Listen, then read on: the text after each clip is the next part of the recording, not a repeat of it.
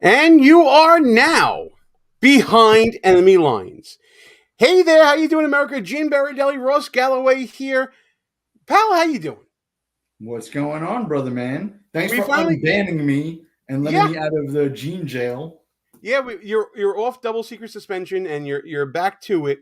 And we're a little late today because my New York Mets, baby, on to the NLCS. Absolutely fantastic. Had to watch the end of the game. Put me a little behind in putting things together, but let's go Mets, baby.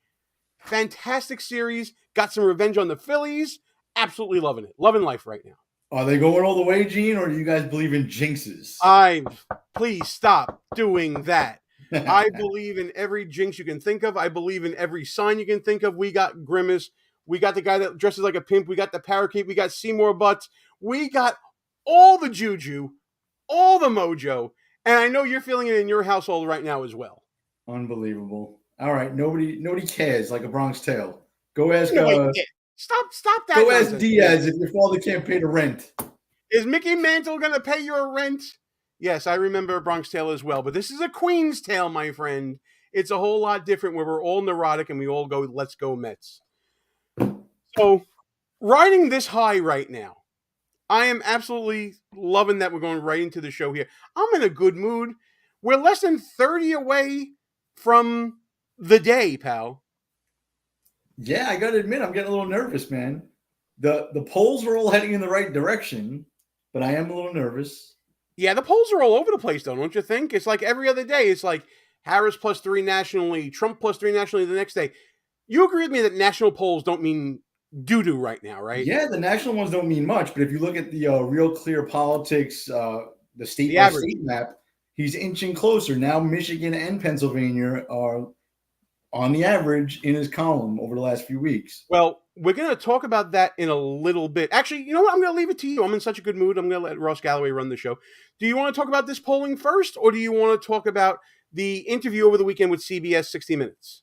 Yeah, I mean, since we're on the polling, let's jump on that for a minute. All right, cool deal. Let me make sure I got the right one here. Make the right banner. We're going to talk about polling right now.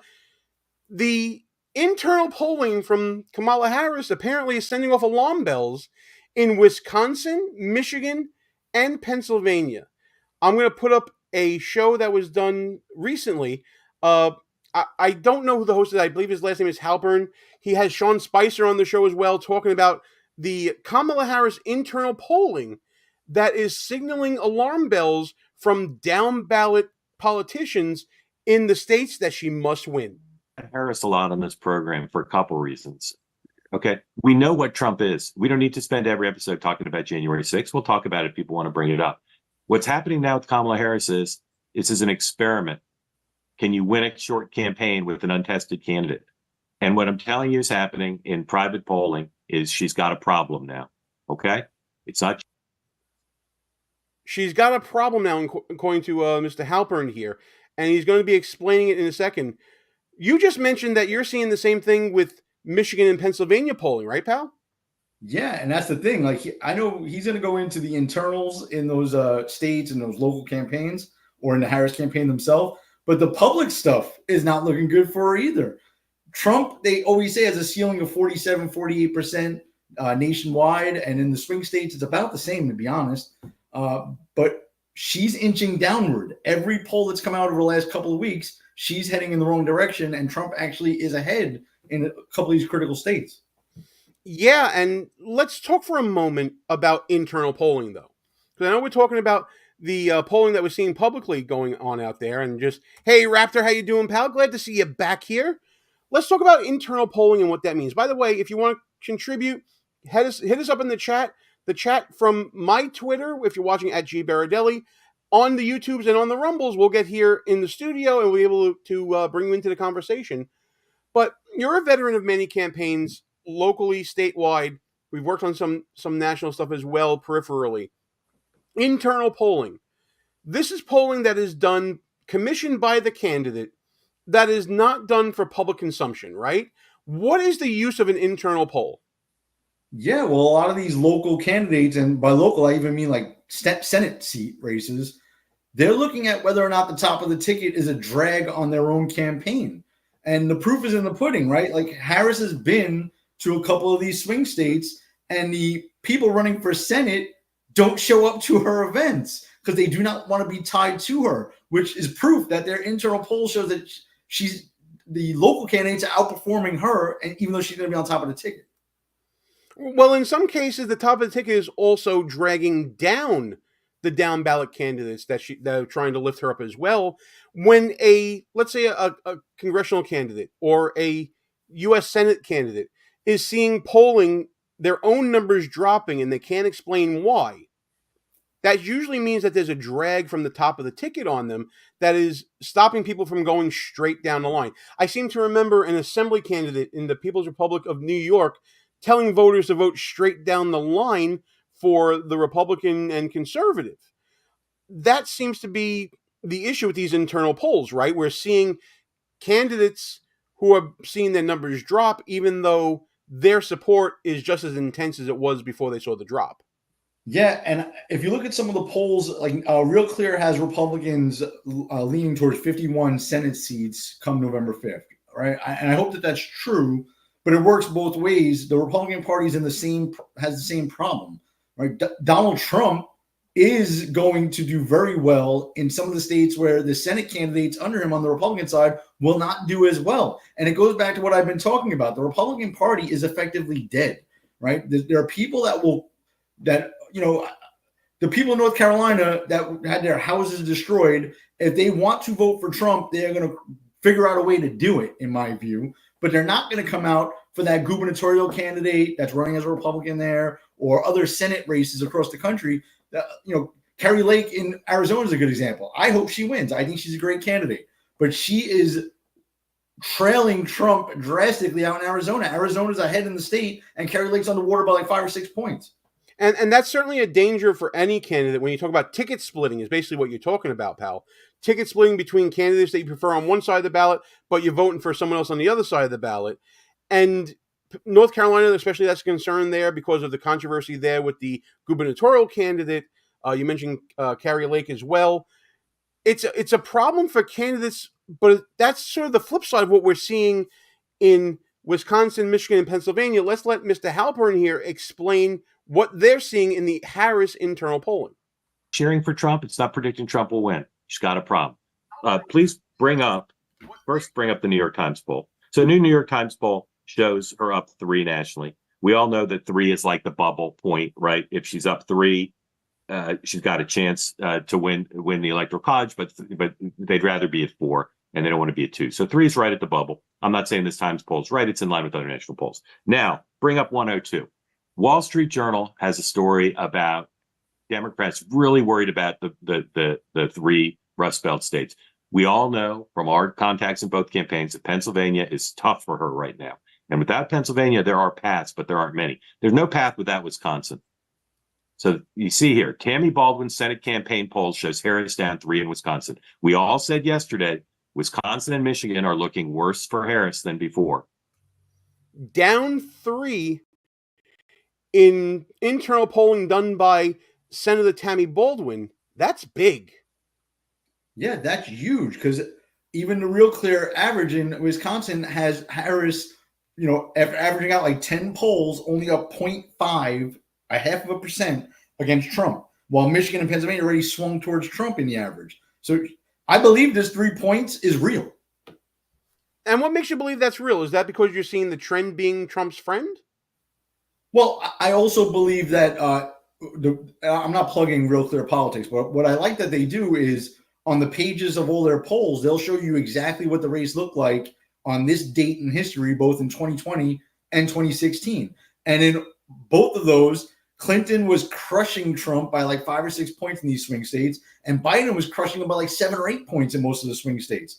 Now, Trump is either beating Harris or down by half of a percent. That's huge. Trump historically outperforms the polls, right? Whether it's people don't want to admit they're voting for Trump, or Trump voters are just harder to get on the phone, or however these polling places are doing the polls. But he outperforms polls. So I believe this 3 points is real, and I just pray to God I'm right. Well, and it's interesting you bring up the 2016 race because that was the race where Democrats took Michigan and Wisconsin. The Clinton campaign took that for granted.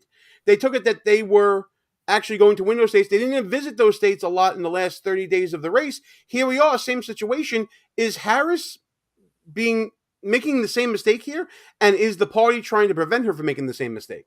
Well, I don't think Harris is making the mistake. I think that, very short, compressed campaign. Harris started off by not doing media and actually doing campaign events. That failed miserably. She's a horrible campaigner, right? They had to bus in people to get crowds and the whatever else. So then she transitioned to doing media, and that wound up being even worse. Now she's resorted to going on The View, Howard Stern, Stephen Colbert. Like, I think she's going to stand on a soapbox on Fifth Avenue in Manhattan after this. Like, there's really nowhere else for her to go. The more she gets out there, the worse she does.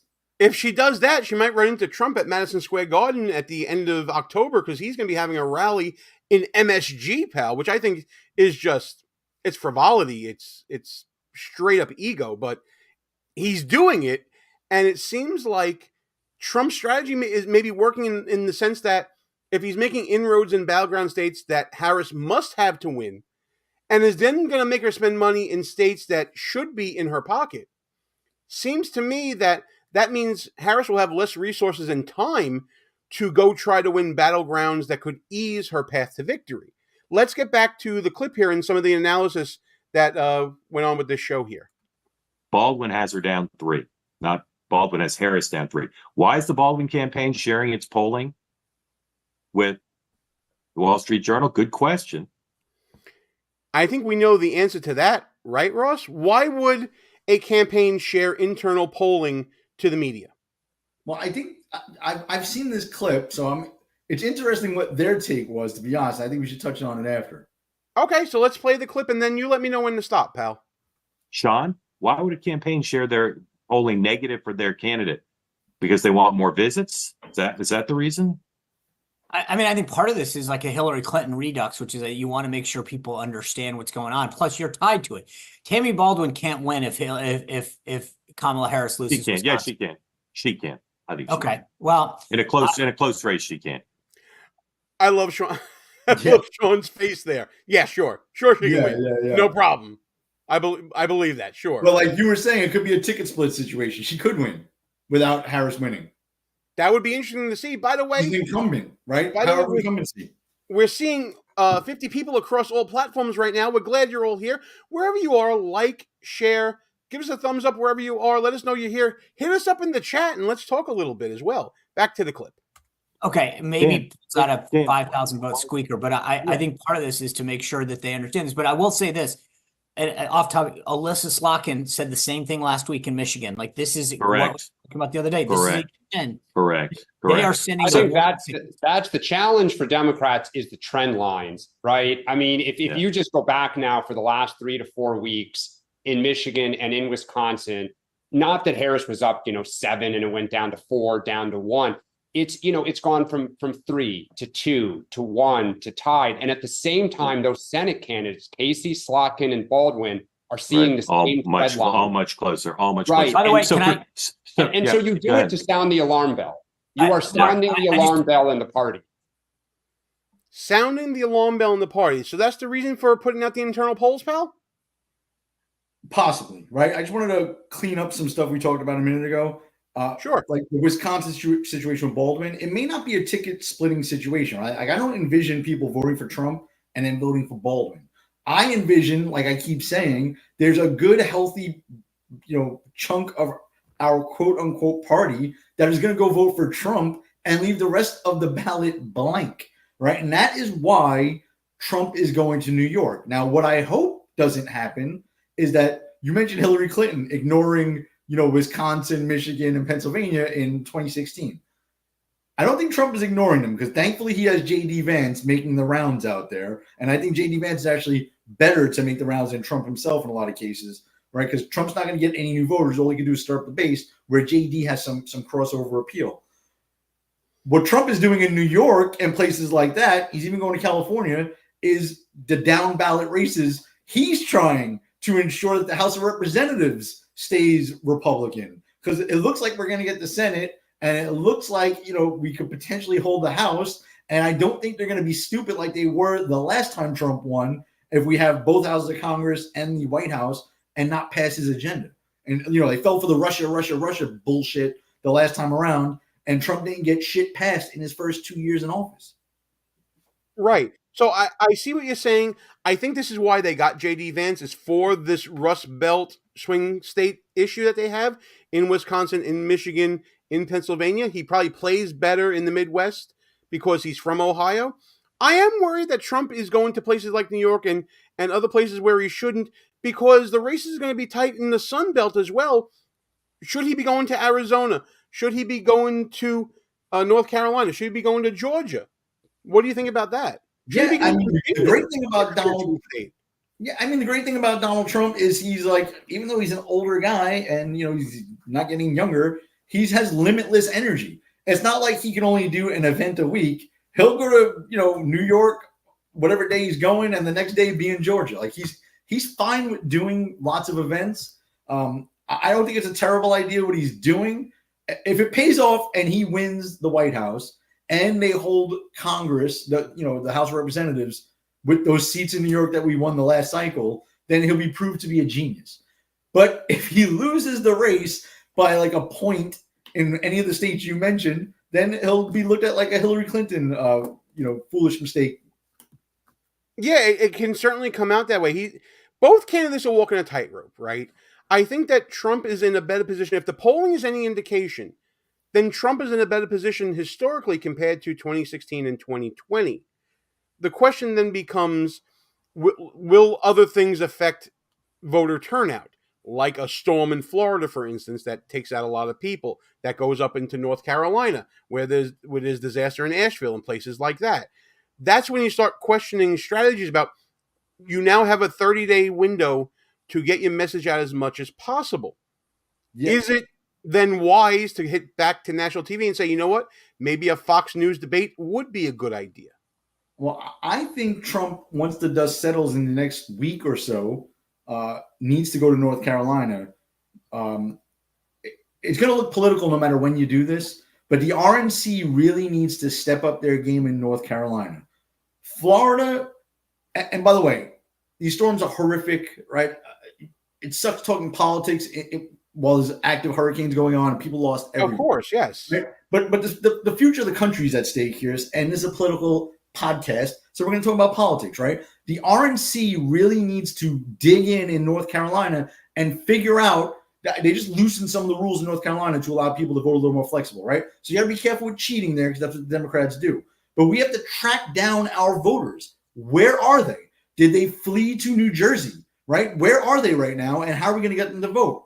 Additionally, one more thing on this topic. I know our side is against early voting. I am against early voting. In a perfect world, we would get rid of it and go back to election day. However, these storms were a wake-up call. If you get the opportunity to vote early, go vote early, right? Because you don't know what's going to happen, right? North Carolina, the early voting wasn't in progress before the storm, but had it been, if this storm would have landed 2 weeks from now in another Republican stronghold or a swing state where we can't afford to lose any voters, and then their votes weren't cast, we'd be up shit's creek, right? So Republicans, if you're listening and you get the chance to vote early, right? We got to change the laws to stop this in the future, but this is the way it is right now. Take advantage of it. Last thing on this, Gene. Yeah, absolutely. I agree. Romney McDaniel, former RNC chair, right? Mm-hmm. I was no big fan. However, she used to say something that made a lot of sense. And I even heard Lara Trump say it a few times. She's the co-chair of the RNC now. Vote early. Another reason why is the RNC and campaigns have very finite resources, right? As we get closer to election day, they have to get out the vote. So they have to determine who did not vote yet and then harass those people through phone banking and door knocking to go out and vote. If you vote early, that population shrinks and the money they have can be used to actually go and get out the voters who haven't voted. If so many Republicans wait until election day, we have to waste a ton of money tracking you all down, right? Ronald McDaniel used to say that, she was right, but she couldn't influence them. Yeah, we have to vote early. Well, the good news is the states that have started early voting have seen a significant increase in Republicans turning out for early voting. So hopefully that trend continues across the country. But we want to know what everybody else thinks. So if you're out there, you want to chat to us, you want to leave us a comment, you want to like, you want to share the show with your friends, all the stuff to help grow the show, I'd really appreciate all of that. We're going to move on now, pal, to another topic. You mentioned earlier how the Harris campaign has pivoted to doing more national interviews. Well, it seems like, oh, no, we're not doing that one again. Got to find the right banner. It seems like what's happening is these outlets are showing themselves for being what they are. They're in the bag for Kamala Harris. Kamala Harris went on 60 Minutes over the weekend, I think it was, or last week, late last week. And she did an interview with CBS for 60 Minutes, like I said. And it turns out that CBS released two different versions of a clip concerning Kamala Harris and Israel. But by the way, just want to put before we get to that, there's a comment in the chat with Russ here. They agree with you, pal. Jeff agrees with you about early voting. He hates it, but he's going to do it just in case. That's the attitude we want, right? You have to do it. It sucks. I don't want to do it. I want to know the results on election night, not 10 days later or 20 days later, whatever it was back in 2020, right? But we have to fight under the rules that exist today. You go to war with the army you have, not the army you wish you had. Exactly right. So back to the story we were talking about. So here's a clip from 60 Minutes. I call this version 1. This seems to be the unedited version of Kamala Harris's answer to a question concerning Israel and Bibi Netanyahu, its prime minister. Here we go. Prime Minister Netanyahu is not listening. Well, Bill, the work that we have done has resulted in a number of movements in that region by Israel that were very much prompted by or a result of many things, including our advocacy for what needs to happen in the region.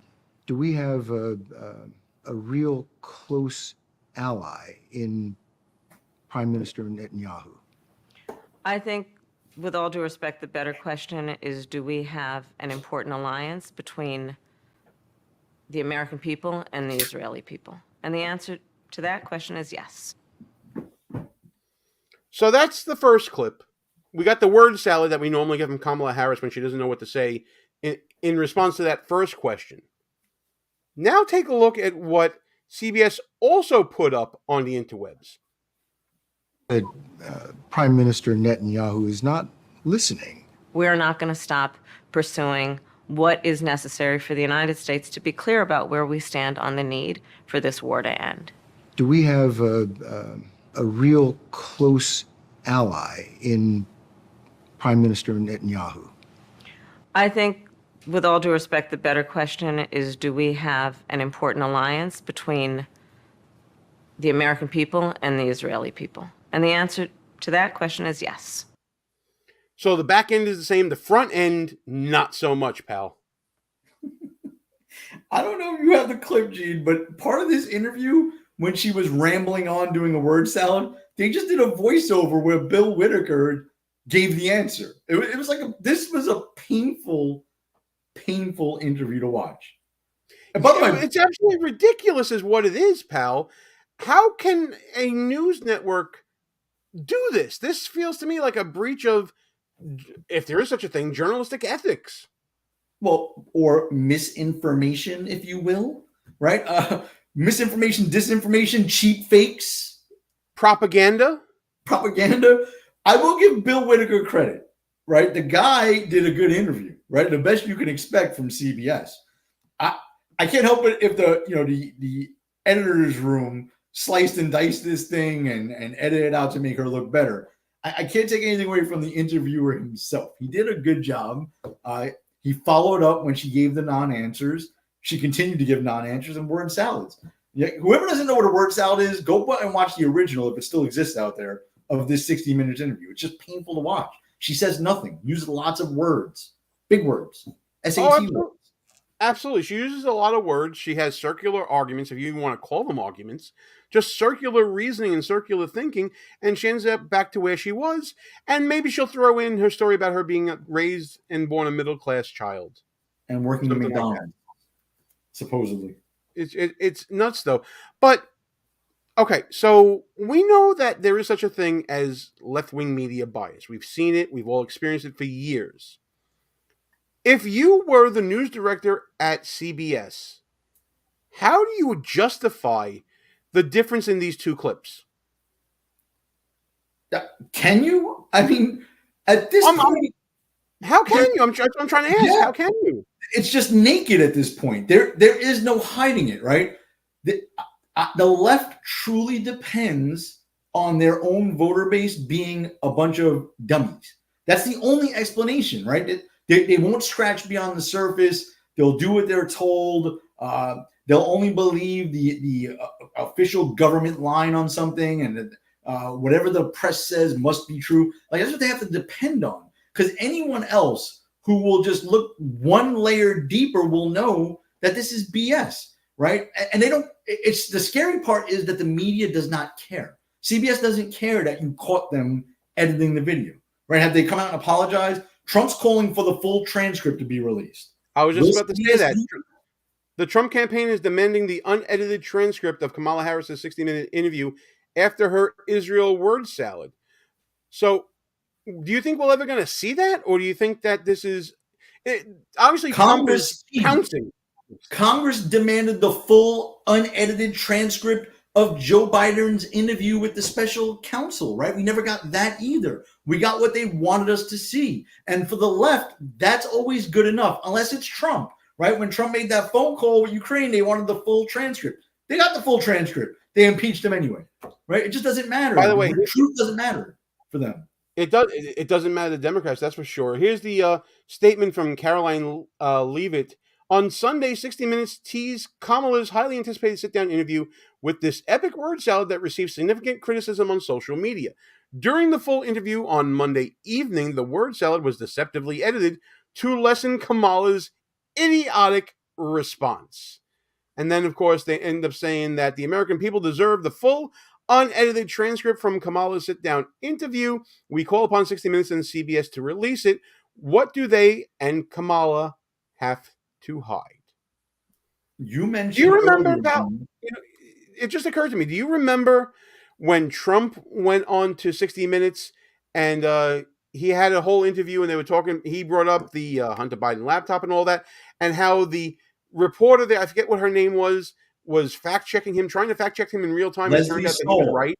Leslie Stahl. Thank you very much. This is why I keep you around, because you are just a wealth of knowledge when it comes to politics. But yeah, Leslie Stahl was fact checking him during the interview, and they tried to make him look stupid. And it turned out that once again he was right about that. So is 60 Minutes just in the bag for Democrats? And 60 Minutes doubled down on that last week and still said that Trump was, because they tried to couch this as an interview with Kamala and it was going to be an interview with Donald Trump.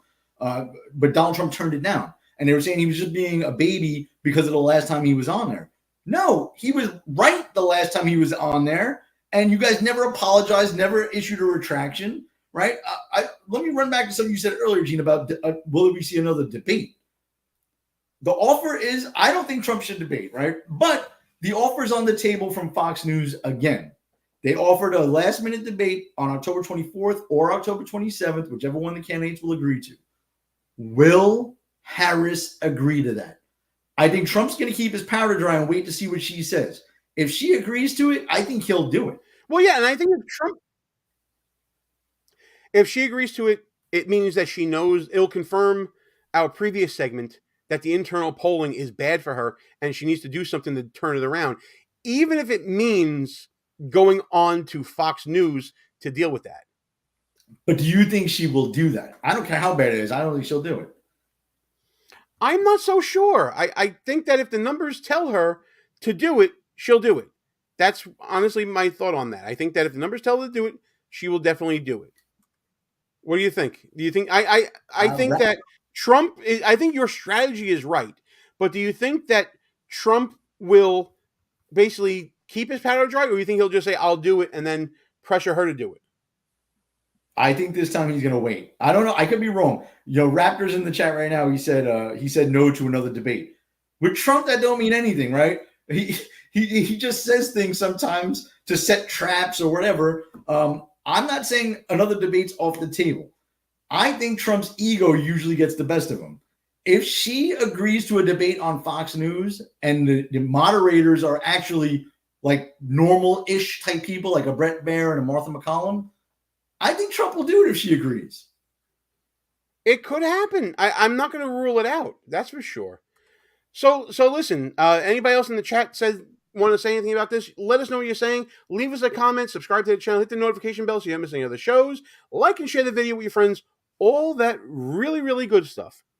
Because, ladies and gentlemen, right now, we're here at halftime on the show, such as we are after an amazing Mets victory that delayed the show. So I want to remind everybody and just say thank you for watching Behind Enemy Lines. I'm Gene, he's Ross.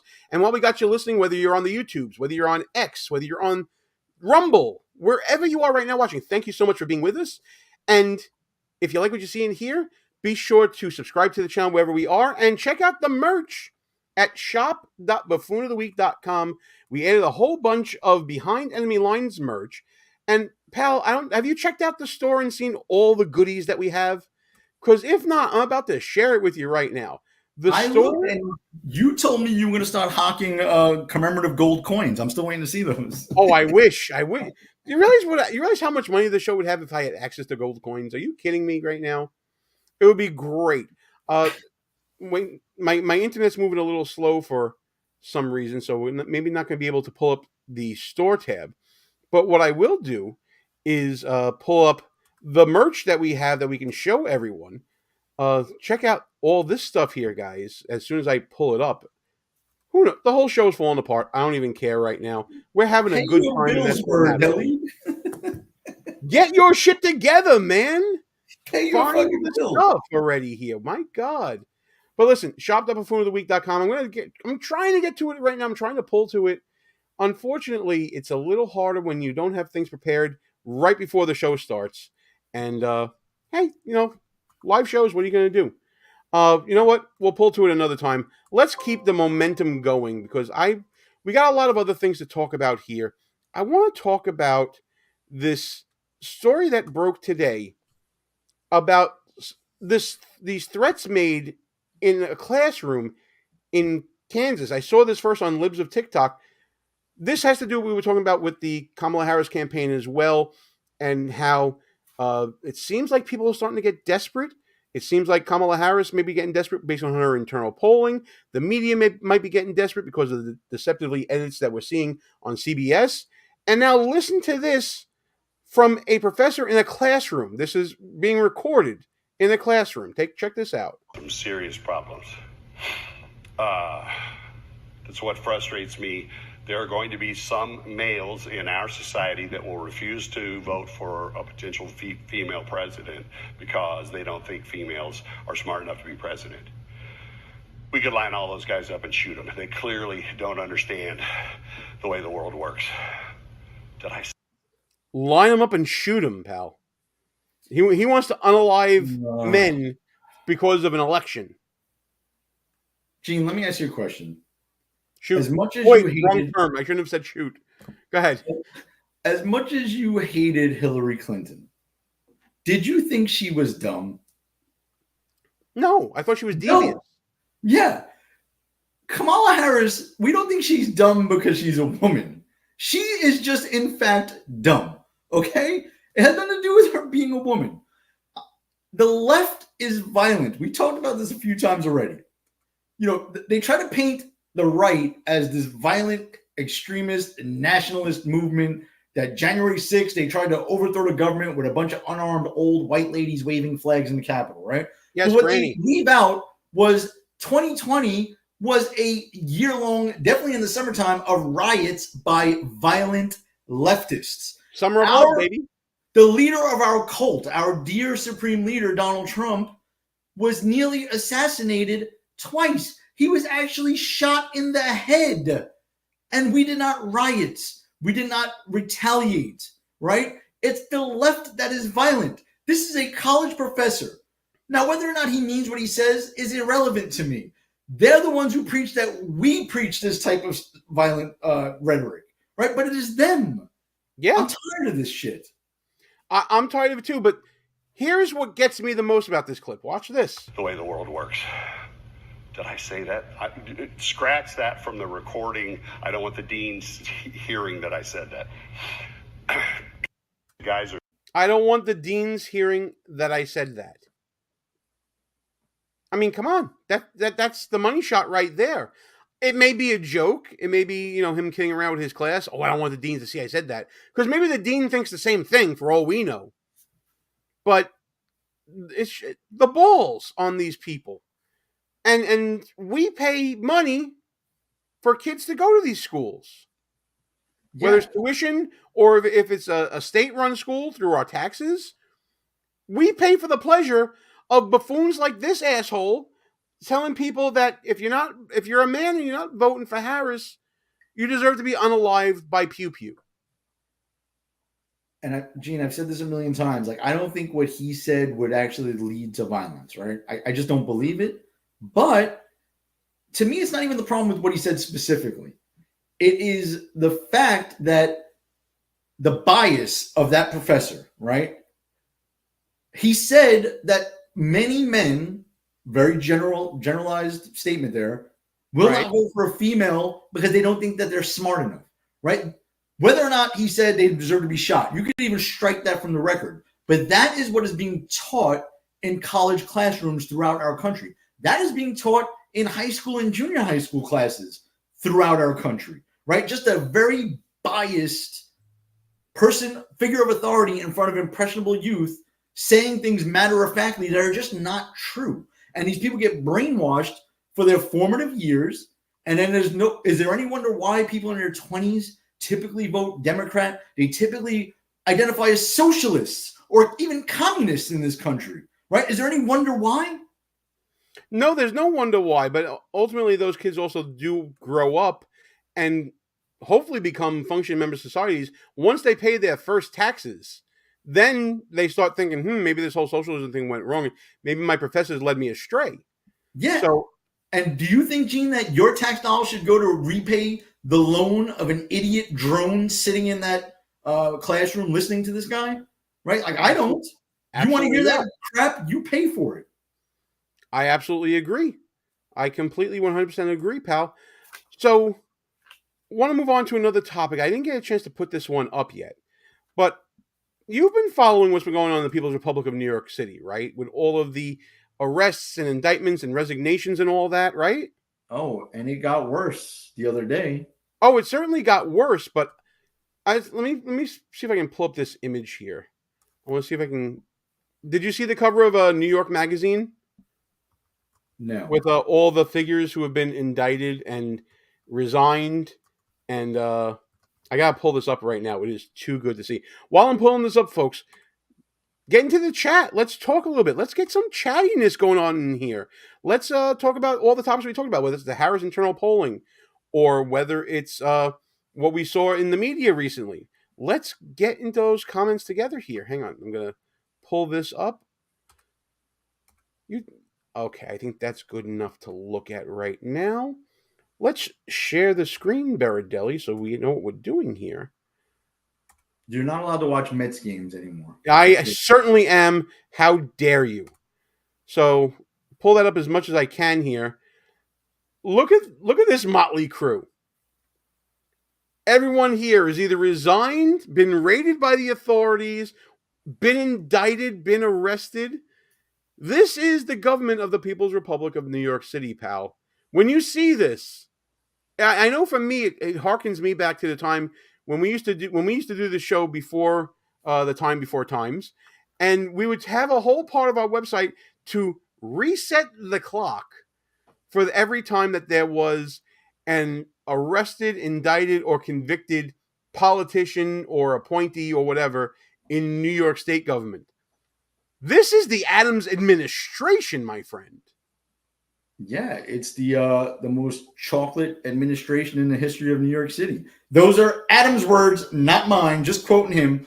The most chocolate administration. That New York City brand that he was touting over the last few years, right? I thought you were going with the other madness that happened, Gene, the other day.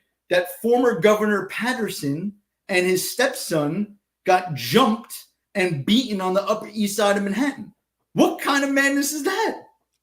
Yeah, well, that turned out to be some kids that got into a fight with his stepson, who I believe is somehow related to Curtis Lewa from the Guardian Angels as well, just to show you how incestuous New York politics is. Yeah, but they arrested 2 adults today that work for the New York City Housing Authority that were involved in this too. It wound up being gang related. There were 2 adults, a few children involved, but the former governor of the state of New York got jumped on the streets of Manhattan. Mayor Adams, your city is out of control, dude. Yeah, it's absolutely out of control. And what we're seeing is, and you know what? I got one better for you, pal. I got one that's even better. I'm going to see if I can pull this up now. Let me see if I can get this set up the right way. This is from a recent gathering in the People's Republic of New York City.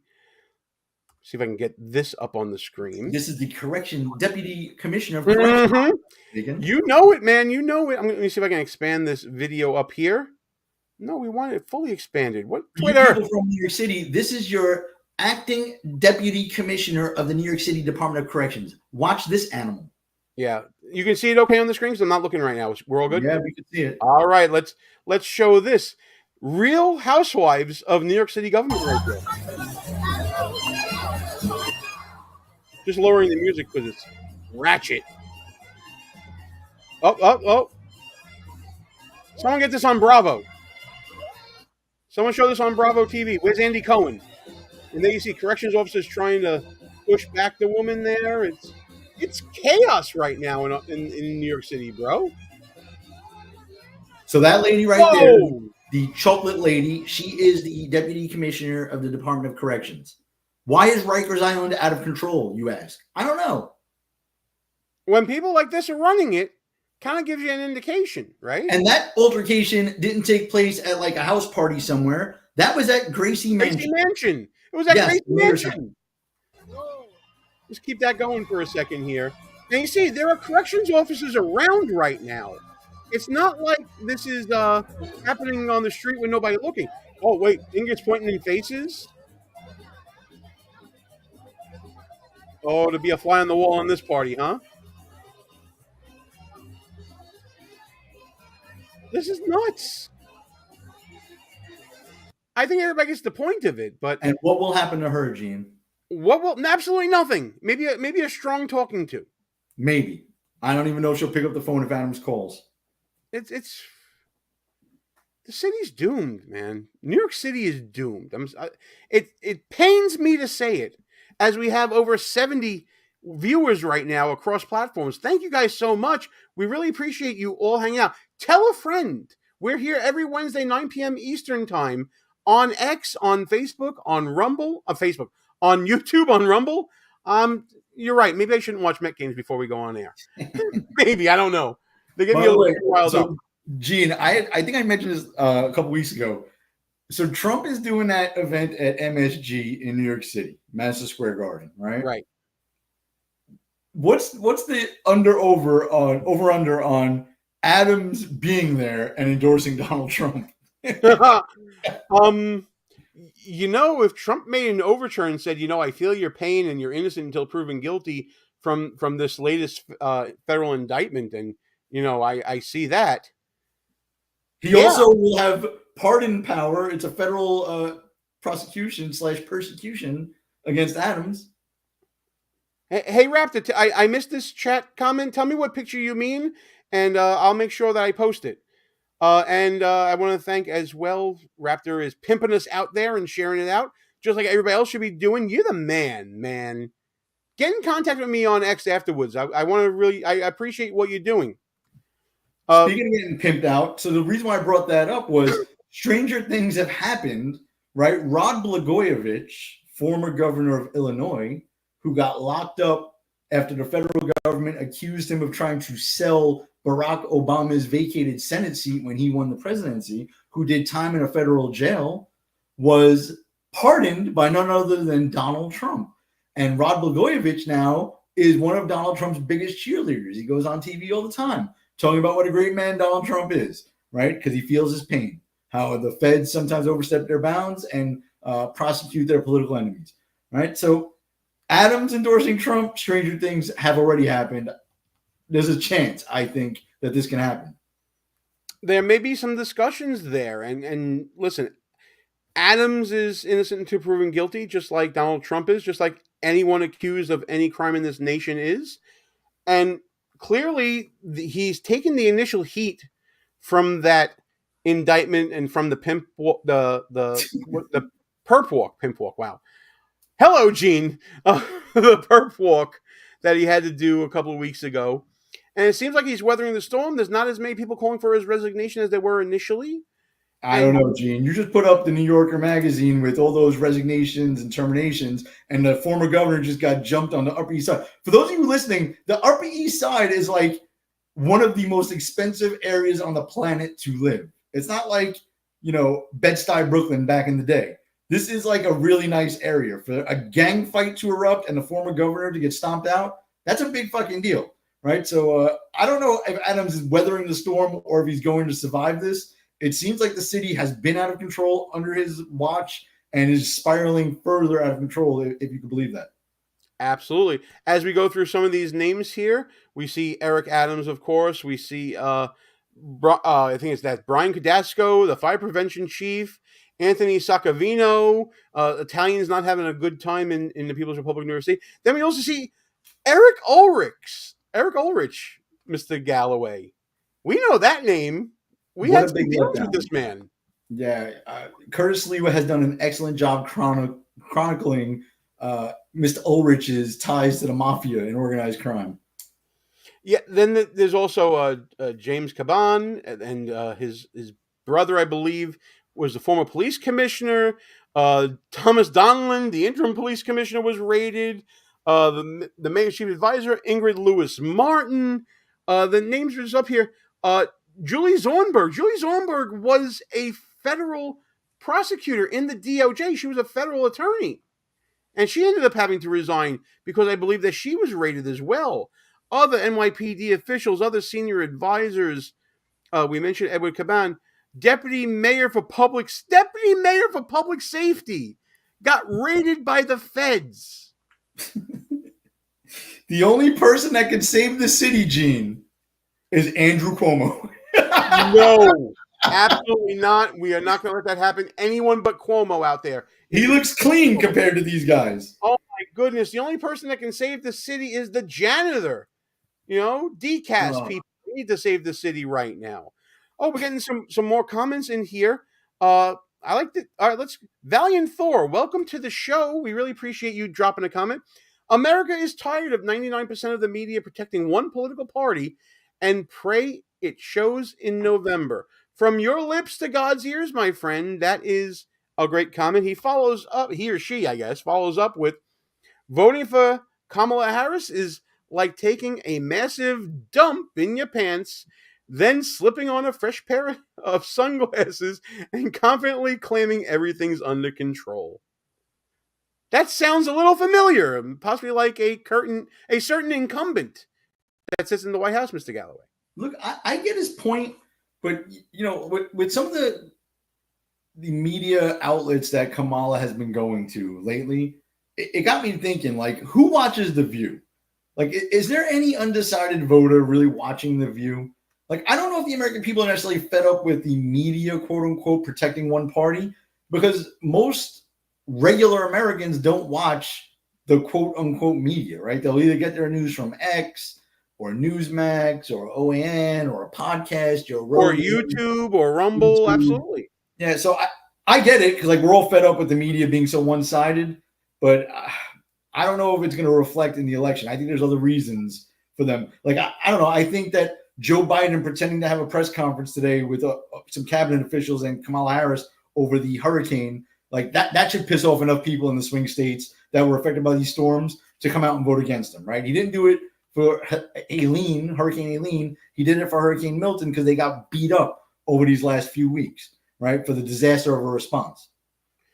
Right, absolutely. And you know what? Since you're talking about relief and money for responses and things like that, we did a video yesterday for This Week in Dumbmocracy, where Fox News' Peter Doocy questioned White House spokesperson and now senior advisor, got a promotion, Karine Jean-Pierre, concerning the lack of funds available from SBA and for FEMA, but yet there's earmarked funds all ready to go to Lebanon for relief efforts there. Let's take a look at, let's get this clip out there.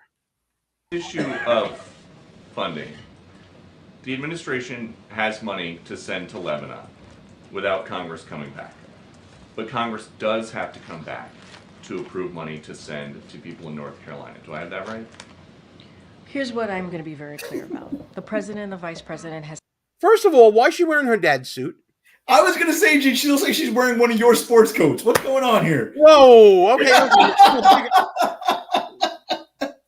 Yes, I'm a bigger guy, but my God, I mean, are you saying that because I'm a bigger guy or because it's a pinstripe suit and I'm Italian? Is that what you're little of both. A little bit of both. A little bit of both. All right, well, let's let her righteous indignation flow, shall we? Had a robust whole of government response to this. Hundreds of millions of dollars. I said it at the top, more than $200 million that we have directly put towards survivors here for disaster help.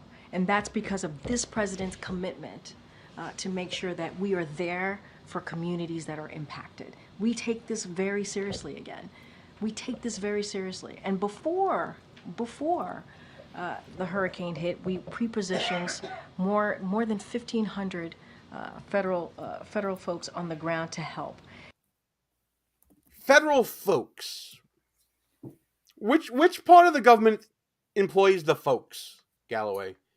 Who are the folks? Yeah, and what they positioned them on the ground to help. So why did it take like 8 or 9 days for them to help during Aileen? Right? Like, so I don't get it. Right? The people on the ground are saying they haven't seen anyone, including their own state's National Guard. Right? The Fort Bragg or Fort Liberty, its new name, I think Donald Trump's going to change it back to Fort Bragg, in North Carolina, didn't dispatch any soldiers, any active duty soldiers, within a couple of hours of where the storm hit is where their base is. They didn't dispatch anyone for over a week. Why did the president sit on that? George Bush got destroyed for Hurricane Katrina's response. And in some ways, rightfully so, right? Joe Biden took a lump. Kamala Harris claimed that DeSantis didn't pick up her phone calls, even though she's never called him in the last 4 years. And all of a sudden, he needs to talk to the vice president who has absolutely no power, right? That doesn't make any sense either. Right. So this lady's full of crap. Right. She's on video talking about money that was diverted from FEMA to go to illegal immigrants over the last few years. And then Mayorkas is on video very recently saying FEMA is almost out of money unless Congress does something. And yet there's money to be sent overseas still. There's tweets from Secretary Blinken talking about we're sending money to Lebanon because there are people that are homeless there from the war. Like, dude, take care of America first, no matter which state they're in. Not for nothing. Read the fucking room. Read the room. We got Americans that are going to be suffering here. You got to watch the whole clip, though, pal, because this is crazy. Again, this is from yesterday's This Week in Dumbmocracy. And so we have made sure that every state has gotten their storm-requested emergency declaration. They requested it, and we made sure they received it. We've taken this very seriously. More than $200 million that we have provided to the impacted areas. $200 million. How much have we sent to Ukraine? Hundreds of billions with a B. How much have we sent to Israel? Billions. Tens of billions. So we're bragging about $200 million in a federal budget. That's a drop in the bucket here. For Americans that lost everything. Let's keep rolling. But instead, people want to do disinformation, misinformation, which is dangerous. Because then when folks on the ground hear that, they may not want to ask for the help that they need. That is there for them. That is there for them. That's our focus here. But President Biden is fond of saying, show me your budget and I will tell you what you value. If he's got money for people in Lebanon right now, without Congress having to come back, what does it say about his values? There's not enough money right now for His people values, in North Carolina who need it. Yeah, you got money for fake mustaches, but where's my money? It's Peter Ducey's right on point here. And as we go forward with this clip, because I know we're running out of time quickly here, as we go forward in this clip, Karine Jean-Pierre accused him of misinformation, but he brings to light that this is directly from a letter that came from the White House directed to Congress, asking them to come back into session because there are shortfalls in the SBA disaster loan program and in FEMA for long-term recovery funds. That's not misinformation. Wait, no, that is your whole premise of the question is misinformation, sir. What you do? Yes, it's misinformation. Is there money to send to Lebanon right now? I just mentioned to you that we provided more than $200 million to folks who are impacted in the area, and I just shared with you that people are deciding not to. People are deciding not to. Wait. To Congress that there's not enough money to help people. We're in North talking Carolina about the SBA disaster loan. That's yes. money for people in North Carolina, and that's important. And people in North Carolina need that. Wait, this is nothing new. Peter, this is nothing new. Congress comes together, they provide money, millions of dollars, for disaster relief. We're asking them to do the job that they have been doing for some time. From a letter that President Biden sent to Johnson, McConnell, Schumer, and Jeffries. The president's letter is not misinformation. Would you agree? No, the way you're asking me the question is misinformation. How the fuck are we supposed to deal with a press secretary who doesn't want to answer questions because she doesn't like their insolent tone or whatever it is? Answer the question as presented to you. You don't get to critique the damn question. This is one of the biggest tap dances I've ever seen. Yeah, Gene, misinformation is the new racism, right? When they don't want to answer a question, they just say, well, it's misinformation. That's fucking bullshit, man. How could a question be misinformation? Right? I'm asking you a question based off of these real things that are in front of me.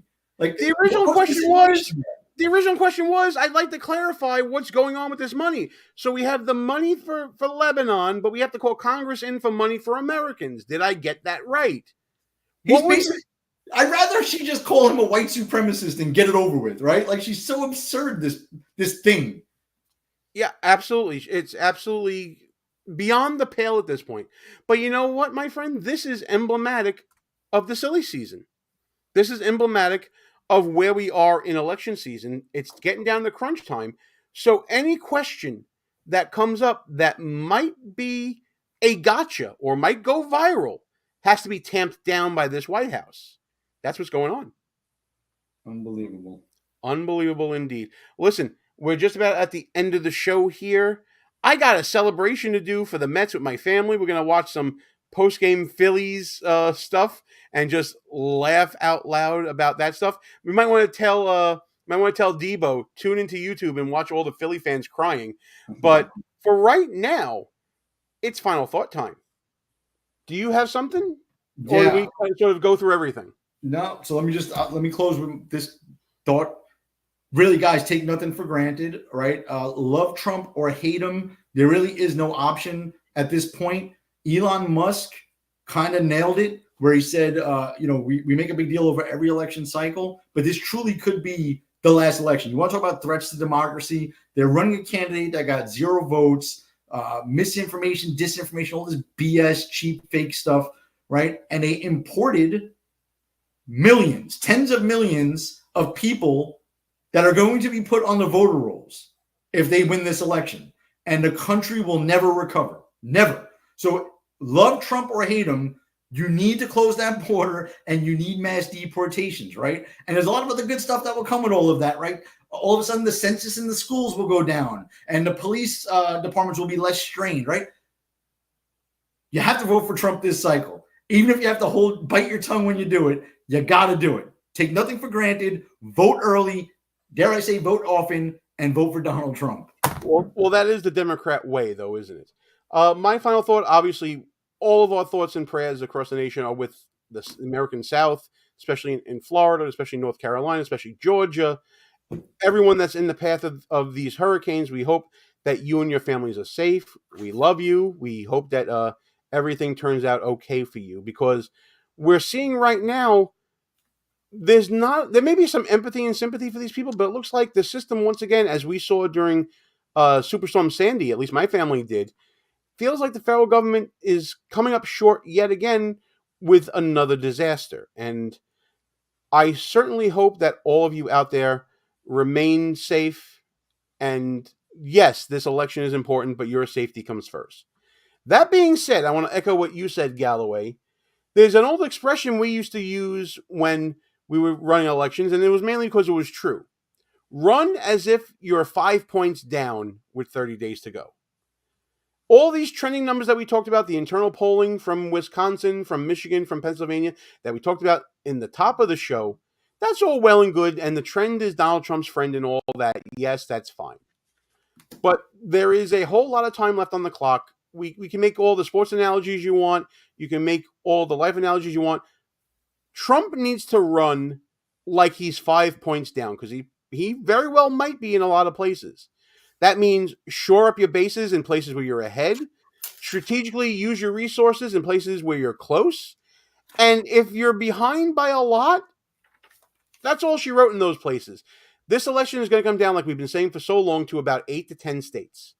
It's 8 to 10 different statewide elections. That's where your money and your resources should be going. This whole thing at Madison Square Garden, I think, is ego. It's a blunder. And I sincerely hope that Donald Trump is not making the mistake that Hillary Clinton did back in 2016 that we talked about earlier. So that's it for us, pal. Good show, considering we got off to a late start and I had to scramble and all that. I appreciate it, and I'm glad you're off your double secret probation from last week. I'm sorry I had to bar you, but it was for your own good. Make sure you get your jacket back from the press secretary, Gene. I'll do my best, and who knows, maybe I'll wear it for the next show. Listen, guys in the chat and ladies in the chat and everybody else in between in the chat, whether you're watching on X, whether you're watching on YouTube, whether you're watching on Rumble, please like and share the show with your friends, subscribe to the channels, hit the notification bells wherever you are if they're applicable so you don't miss any other shows. It's time to shut this sucker down. Raptor, man, thanks for coming into the chat with us. It was a fun show hanging out with you as well. I'm glad you're bringing friends along. Valiant Thor, that was also in there with us. I appreciate you. Jeff, thanks for hanging out in the chat with us. But for right now, ladies and gentlemen, everybody in between, it's time to shut this sucker down. You ready, brother? Shut it down, bro. All right. From Ross Galloway and myself here behind enemy lines, we are out of here. Now hit our motherfucking anthem. Not allowed, not without electoral. Go fuck yourself. Is that clear?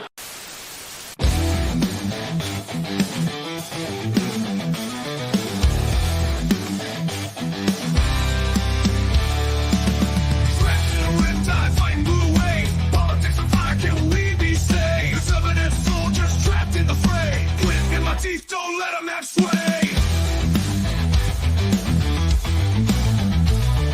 Conservative battalions walking them out, marching through the streets while the buffoons all shout. Move in the shadows, flag on my chest, repping my clan, putting faith to the test. Cause left face blue behind enemy lines, fighting for the truth, feels like wartime. Don't back down, keep it rugged and raw. Cool in the chaos, but loud in the roar. But loud in the roar.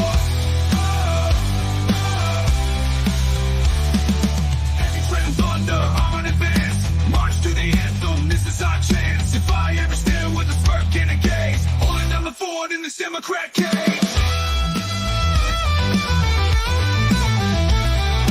Whispers in the dark, strategies unfold, allies unseen, but bonds remain bold. Commitment to the cause in the heart of the storms, in the name of freedom we're breaking the norm. Cause let's stay blue behind enemy lines, fighting for the truth, feels like wartime. Don't back down, keep it rugged and raw.